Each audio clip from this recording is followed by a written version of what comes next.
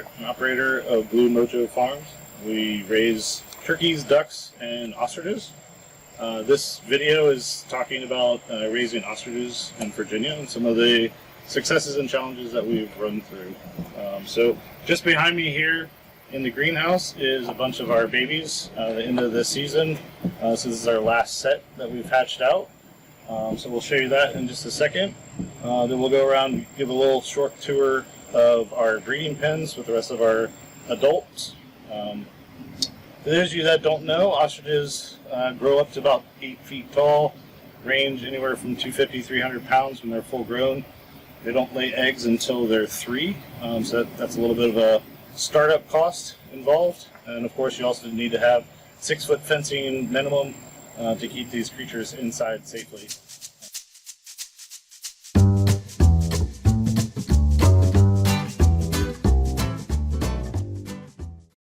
These guys are in the greenhouse.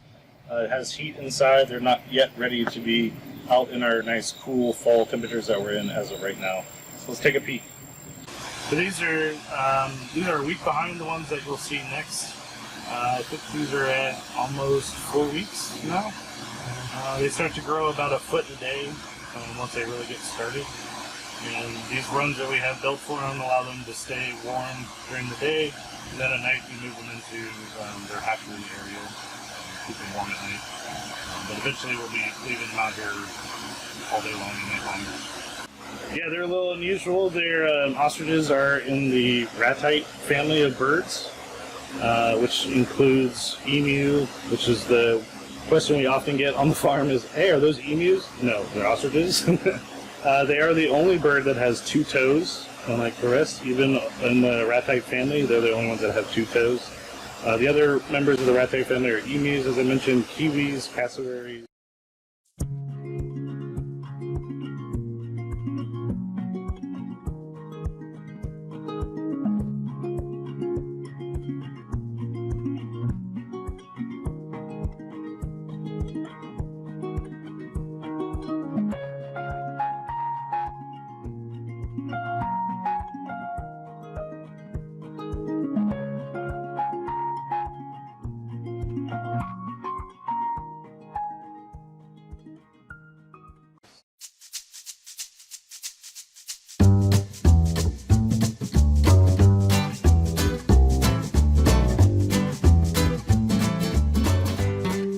We try to make the paddocks, as close to that as possible.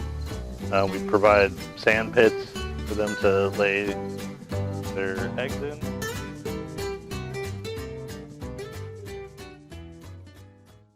So these are the breeding paddocks. This is where we have our male and females grouped together.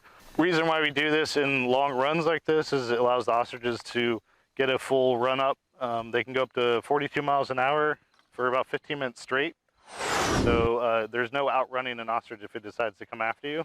The outside border of the fence here is 6 foot, but you'll see on this inside run, it's up off the ground 2 feet. And that's for me to be able to go and get eggs and then duck back out if I get chased.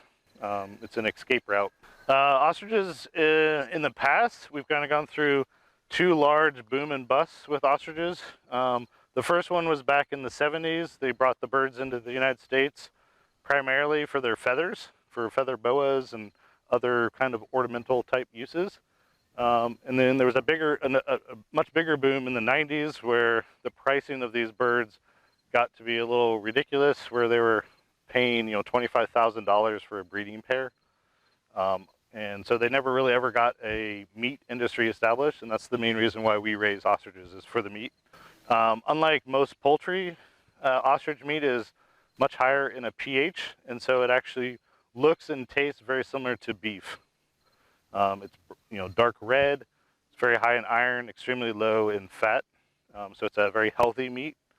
And then there's a lot of folks getting, especially on the East Coast, getting tick bites from the Lone Star tick, and that ultimately makes you allergic to red meat. But it's mammalian red meat is what you become allergic to. So one of the advantages of ostrich is you can continue to eat it.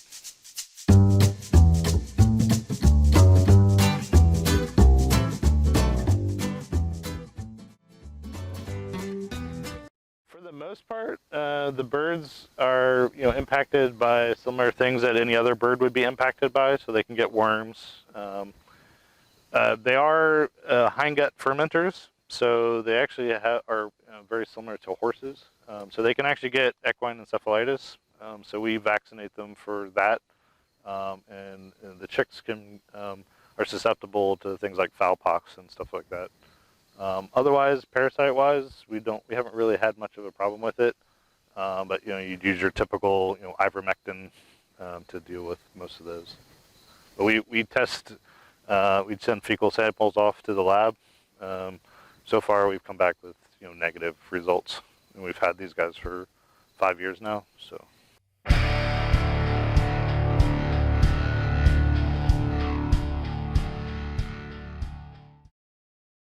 So ostrich meat is in extremely high demand. Unfortunately, with the COVID situation going on right now, it's proving to be a little challenging to get any birds processed.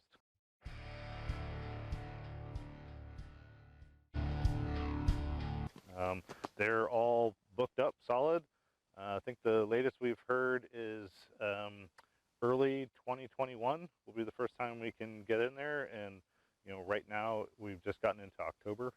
So just to give you an idea, we luckily processed a bunch of birds early, but at this point we're almost completely out of meat. So we have no product really to sell.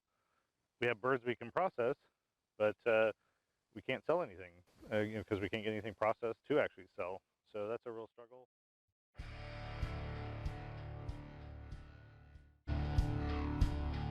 Well, as I said, ostrich meat is in high demand. So I welcome any additional ostrich farmers to get into this business, help grow the industry. But there are some challenges that you'll run into. We also had plans this year to actually make our first money. Ostriches are difficult. It takes 3-4 years to actually get birds to start laying consistently. If you start them from egg or 1 year old, they have to be 3 or 4 before they start laying, and a little bit longer than that to be a consistent lay. So as you're trying to raise birds, there's a potentially 5-year startup time before you actually start be able to make a profit back from all that investment.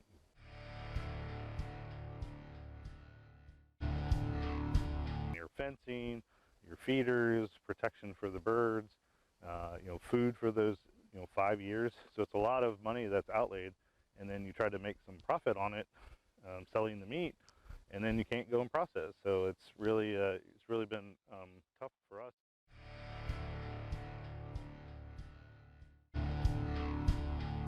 So this year we've actually had to make some hard decisions and actually downsize some and sell some of our adult birds off to make sure that we had enough money to keep buying feed until we can finally get into the processing.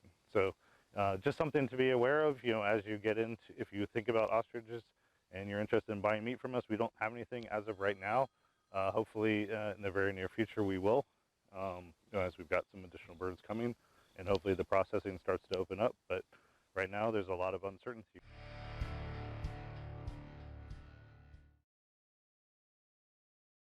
So our original goal was to sell to restaurants, sell the more expensive cuts of meat to restaurants for them to turn around and resell to their customers, and then partner with some folks such as people that make sausages or other things to sell our ground meat too, because you get a lot of ground meat from the ostrich. Our intention was not to sell to the end consumer, but to go through those intermediates. One, it allows us to have consistent buying. So we can know, hey, if I'm going to produce 20 birds this year, I'm going to be able to sell all 20 birds worth of meat, by partnering with restaurants and other entities like that. If you're just trying to do retail, you have to go sit at farmers markets, and I have a full-time job beyond this, so it's difficult for me to be at a farmers market during the weekend. I'm in the weekend, I'm usually tending the farm and taking care of the duties around here. So that was our intention. As we move forward, is not to do retail. We've done it in order to sell off the meat that we did have, but our intention is restaurants and some of the higher end ways of selling meat to get the higher price point. We're not a large scale farm by any stretch.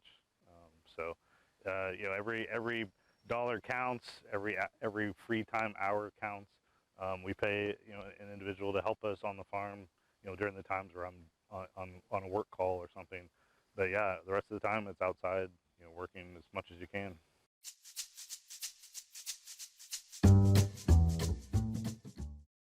It can be. People tend to have a little bit of a sticker shock when they see that an egg can be $40. It's a very large egg, as I mentioned before. It's quite a few chicken eggs, so that also throws people off. So it's kind of a novelty, and you'll have a person buy one, but they may not buy more than that, right? And so that's where that challenge is. If I wanted to just sell a bunch of eggs, it's you're having, how much time does it take to spend going after that buyer, right? How much advertising do I need to do? How much posting on various forums and Facebook and other places that you can sell things through to try to find buyers for that. So there's a considerable cost there beyond just the cost of the egg. There's the time cost of trying to get additional people to buy that particular product.